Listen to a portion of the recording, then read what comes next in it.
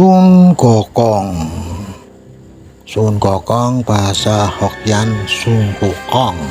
Sun Gokong adalah tokoh utama dalam novel Perjalanan ke Barat. Dalam novel ini ia menemani pendeta Tong dalam perjalanan. Nah ini guys, Ton Sun Gokong dalam buku Journey the West versi terjemahan bahasa Inggris dinyatakan bahwa Sun Gokong amat gagah, senang sekali mengangkat tongkat sakti Rui Jingu Bang yang beratnya 13.500 kati, sekitar 8.100 kg. Wah, berat sekali guys.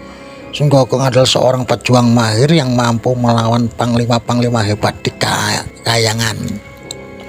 Dia juga menghafal berbagai mantra untuk menghembuskan angin, membelah air, menyulap lingkaran lindungan dari ancaman setan. Waduh, memang sakti sekali Sun Gokong ini guys ya. Sun Gokong lahir di Gunung Wakawo, Lid, gunung bunga-bunga dan buah-buahan yang dari sebuah batu mitologi yang menerima saripati atau ki, matahari dan bulan selama ribuan tahun. Ia tinggal bersama kawanan monyet, kemudian dihormati setelah menemukan gua Siulen atau gua tabir air di belakang sebuah air terjun raksasa.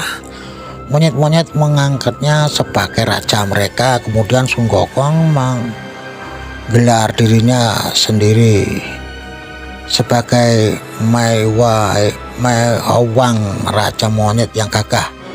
Ia menyadari bahwa dirinya masih akan mengalami kematian.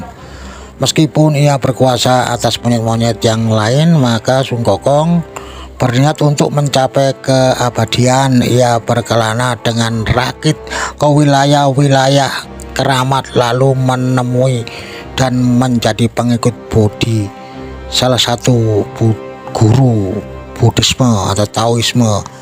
Oleh karena itu Sun Gokong mempelajari seni bertutur kata dan budi pekerti manusia. Pada mulanya Bodhi enggan menerima Sun Gokong sebagai pengikutnya karena Sun Gokong bukanlah manusia. Namun sebab kegigihan dan ketabahan Sun Gokong, Bodhi menjadi tertarik kepada monyet itu dan memberinya nama resmi Sun Gokong atau Sun menunjukkan asal usulnya sebagai monyet, dan Gokong membawa pengertian sadar akan kekosongan. Itu artinya guys. Tidak lama kemudian minat dan kecerdasan Sun Gokong menjadikannya salah satu pengikut kesayangan Bodhi. Bodhi membimbing dan melatihnya berbagai ilmu sakti, dan Sun Gokong menguasai ilmu perubahan bentuk yang dikenal sebagai 72 perubahan. Ilmu itu membuat yang menguasai dapat berubah wujud dalam berbagai bentuk yang memungkinkan termasuk manusia dan barang lainnya. Sun Gokong juga belajar perjalanan awan, termasuk teknik bersalto di atas awan yang dapat mencapai 108.000 sampai 54.000 km.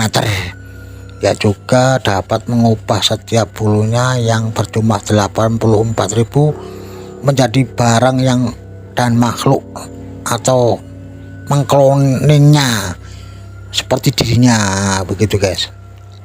Sun Gokong menjadi terlalu angkuh karena kemampuannya dan mulai berbicara angkuh dengan murid-murid yang lain. Hal itu membuat Bodhi tidak senang, kemudian mengusirnya dari kuil. Sebelum mereka berpisah, Bodhi meminta Sun Gokong supaya berjanji untuk tidak akan memberitahu siapapun tentang bagaimana dia mendapatkan ilmu tersebut. Di Gunung Wakawo, Sun Gokong memantapkan kedudukannya sebagai salah satu siluman yang paling berkuasa dan berpengaruh di dunia. Untuk mencari senjata yang sesuai, ia menjelajah lautan dan memperoleh tongkat sakti. Tongkat itu dapat berubah ukuran dan menduplikasikan diri, juga bergerak sesuai kehendak hati pemiliknya. Mulanya tongkat itu digunakan oleh Yu Agung untuk mengukur kedalaman lautan, kemudian menjadi tiang yang menenangkan lautan serta harta karun Aoguan atau Raja Naga Laut Timur. Berat tongkat itu adalah 13.500 kati atau 8.100 kg. Saat Sun Gokong mendekatinya, tiang itu bersinar menandakan bahwa ia telah menjumpai pemiliknya yang sesungguhnya. Sun Gokong menggunakannya sebagai senjata serta menyimpannya di dalam telinga sebagai jarum jahit. Orang yang sakti ini guys ya. Hal tersebut menyebabkan para makhluk sakti laut ketakutan serta mengakibatkan huru hara di laut karena bisa berakibat pasang surut lautan. Selain merampas tongkat sakti itu, Sun Gokong juga menewaskan naga-naga 4 laut dalam pertempuran dan memaksa mereka menyerahkan baju zirahnya, topi berbulu Feng Huang, serta sepatu boot. Wah, ada pakai sepatu kan, sepatu boot yang membuat Sun Gokong dapat berjalan di atas awan saat petugas neraka datang untuk mencabut nyawanya. Ia berupa wujud menjadi makhluk lain sehingga mereka terkecoh. Ia kemudian menghapuskan nama beserta nama semua monyet yang dikenalnya dari buku hidup dan mati, raja-raja naga dan akhirat, memutuskan untuk mengadukannya kepada Kaisar Giok di surga. Huru hara di alam surga ini. Nah, Kaisar Giok berharap dengan memberikan Sun Gokong jabatan di kalangan dewa akan membuatnya lebih mudah diawasi. Sun Gokong mengira ia akan diangkat sebagai salah satu dewa, tetapi ia hanya dijadikan pengurus kandang kuda di surga untuk menjagai kuda. Setelah mengetahui hal itu, ia memberontak dan mengangkat dirinya sebagai biku agung dan bersekutu dengan para siluman yang paling berkuasa di dunia. Percobaan awal surga untuk mengalahkan Raja Monyet tidak berhasil. Selanjutnya para dewa terpaksa mengakui gelar Sun Gokong tersebut serta mencoba menawarkannya kedudukan kepadanya sebagai pelindung taman surga.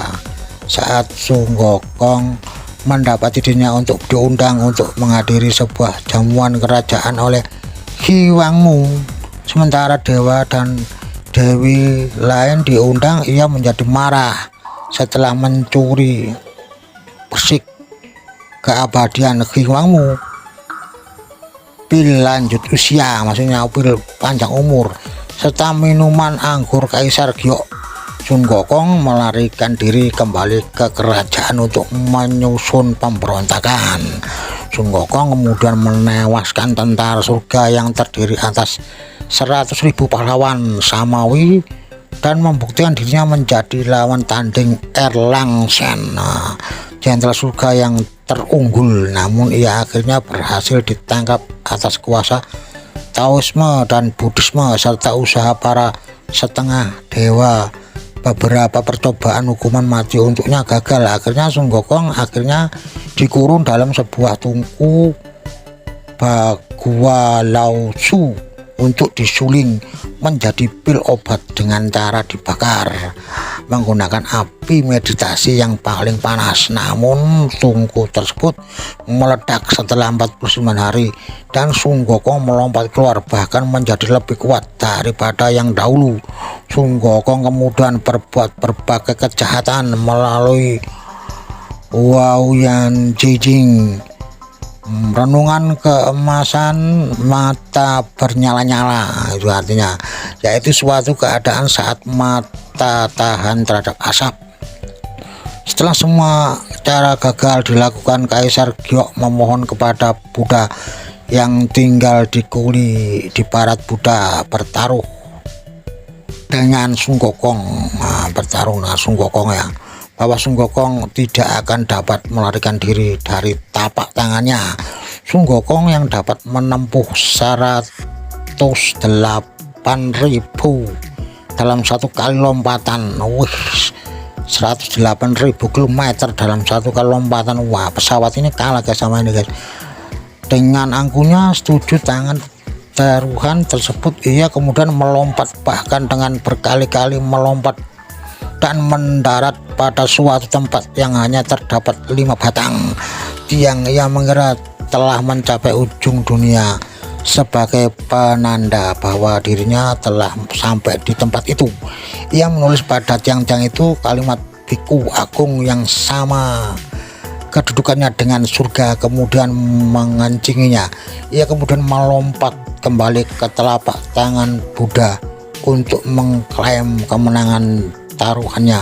Ia terkejut setelah menyadarinya bahwa kalimat yang tersebut adalah kalimat jari tangan Buddha. Sun Gokong segera berusaha melarikan diri, tetapi Buddha menindihnya dengan telapak tangan yang berubah menjadi gunung. Gunung tersebut disegel dengan mantra Om Mani Padme Hum dalam huruf emas. Sun Gokong terkurung di sana selama 5 abad.